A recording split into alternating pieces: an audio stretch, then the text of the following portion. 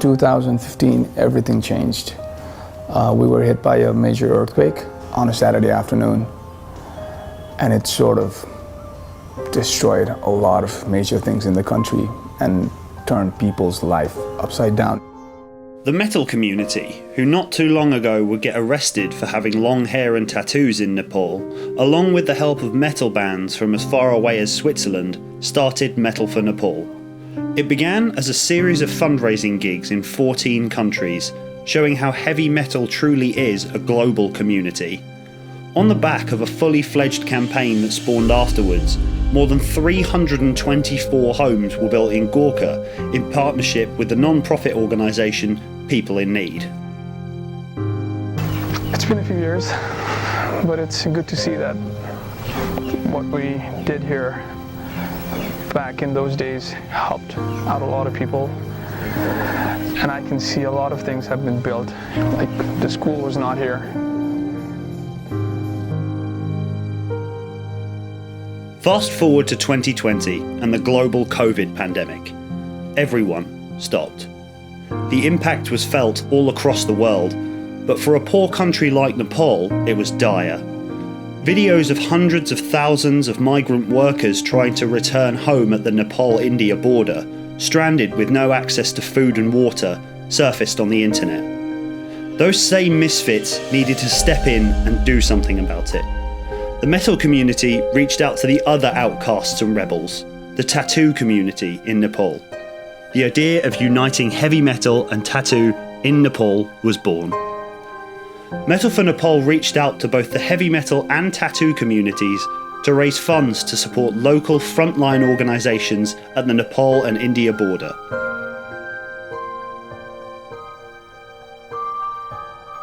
As the pandemic progressed, our efforts moved from the border to the streets of Kathmandu, where daily wage workers were at the verge of starvation.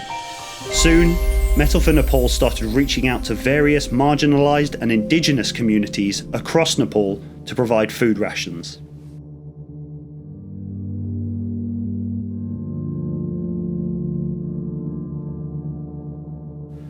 As the world slowly started to get back to normal, Metal for Nepal focused its efforts on some of the most disadvantaged children in the Himalayas of Nepal.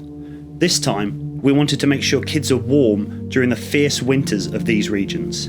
Metal for Nepal reached out to the most hard-to-reach and inaccessible areas of the region bordering Tibet to provide warm jackets for the impoverished children. Temperatures in these regions regularly drop below -15 degrees Celsius, and we wanted to make sure children are warm. We want to shed light on the faces and personalities behind Metal for Nepal. Hi folks, this is Alex Skolnick. Hello guys, my name is George Kalodimas. Hey, what's going on? It's Chuck Billy from Testament.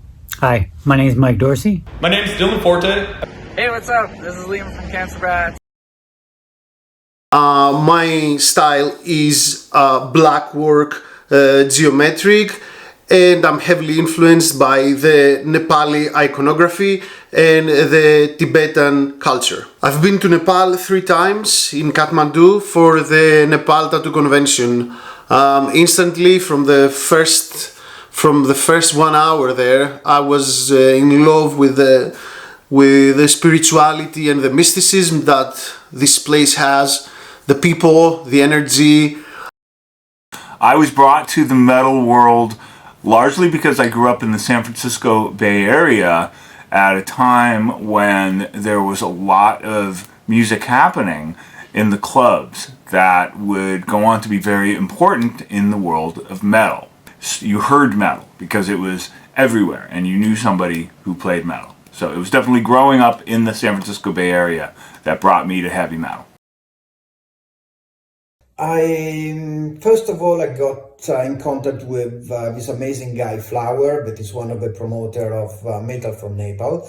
And then I checked a lot of my friends were already involved, like John Dix, like Mike Dorsey, and Orje from Greece. All people that has been in the Nepal Tattoo Convention, but unfortunately I did not have the chance to go. They always speak me very good about this project, so I was very happy to support the project, and I'm very happy to know more and more Flower and all the guys of Metal for Metal. Through reposts through friends in Nepal and in India and things like that, and the trip I took to Nepal was amazing. The people were the kindest people I've met in the world, and when I saw the work that Metal for Nepal was doing for them, I wanted a chance to hopefully give back. You know, my trip there was life changing, and anything I could help in any way from the distance I'm at, I was more than happy to do all that I could. Their work has been tremendous. I love following what Metal for Nepal is doing and the ways that they're helping people who need it. So yeah. I believe heavy metal was always part of the tattoo and vice versa. Tattoo was always part of heavy metal. I myself, I was introduced to tattoos from my heavy metal idols in the early 90s. This is the music I grew up with, and this was my first encounter with the tattoo art. So yes, what the guys from Metal for Nepal did was the best match. I believe it's something that was always made to work together. I think heavy metal and tattooing had always been connected.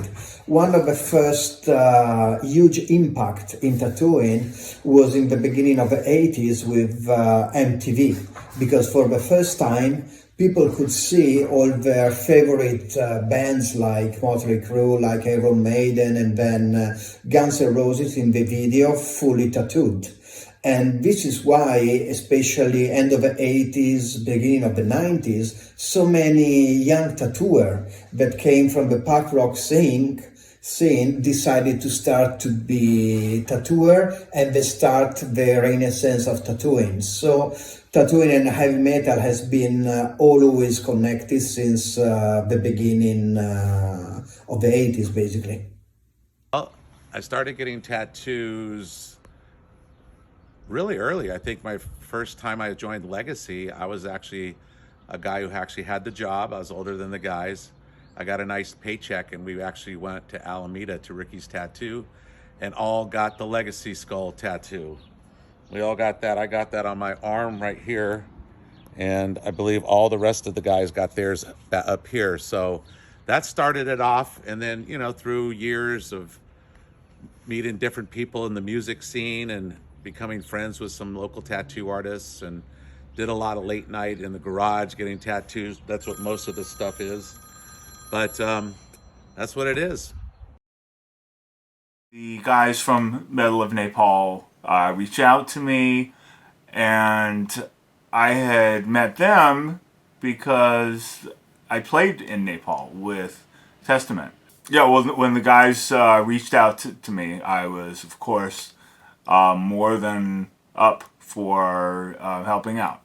And I had been working on this track called Return to Serenity. It's a classic tune by by band Testament.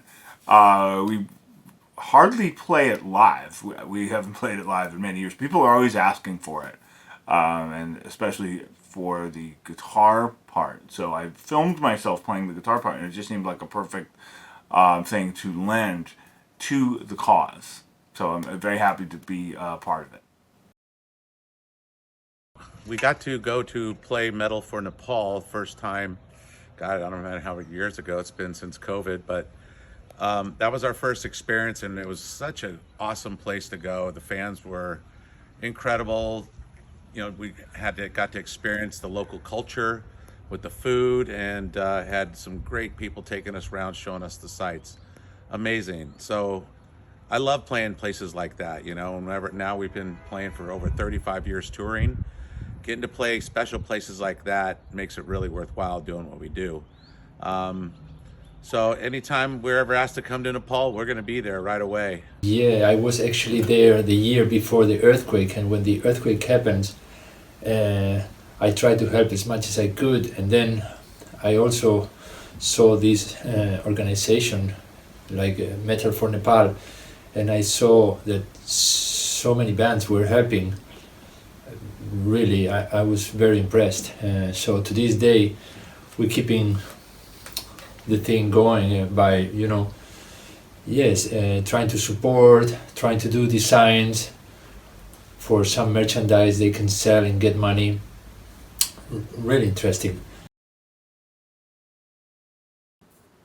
Yes, I want to tell all the children in Nepal and the team for Metal for Nepal, keep hang in there, stay strong. We have not forgotten about you, and we're very proud of you for being strong, and you're going to get through this, and things are going to get better, and we'll see you in Nepal hopefully very soon, and hopefully for many years to come.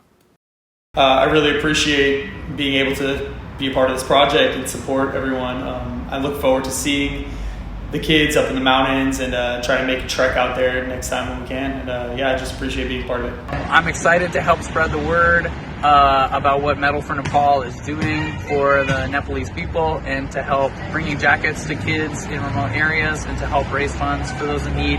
Can't wait to help out more in 2023. Can't wait to see you all. Know that you have friends right now all over the world that will help you achieve those dreams, and so never stop dreaming big. Those children can't hear those messages because they don't have internet access. When the whole world was doing remote learning because of COVID, these children didn't have access to school for nearly 2 years.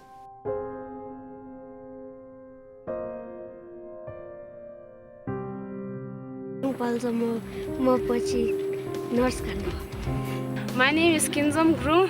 My aim is vet. My name is Karma Sangmo. My aim is doctor. I'm Sangmo. In future, I want to be a psychologist. Namaste, Tashitele. It's me, Pemachring Guru, and I am a school coordinator as well as working as a local teacher in my village. My school name is Tashi Sumdo Basic School, and there are altogether 42 children in my school, and we teach different subjects such as Nepali, English, Tibetan, moral science, as well as computer in a theoretical only. We lack computer for a practical. So it will be very awesome for us if we receive a computer for our practical for the school. For teachers like Pema, who are determined to teach children how to become computer literate, they have to teach theory only by drawing a laptop on a blackboard.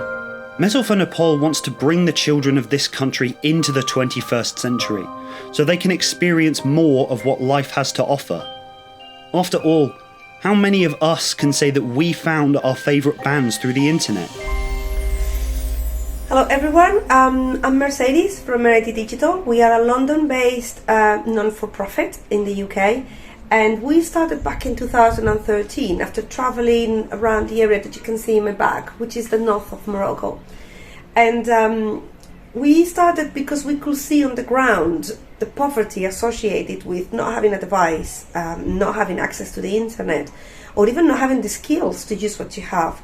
So we are very, very happy to have partnered with Metal for Nepal, because we are going to be using their expertise to support communities and schools in remote areas of Nepal by providing equipment and training.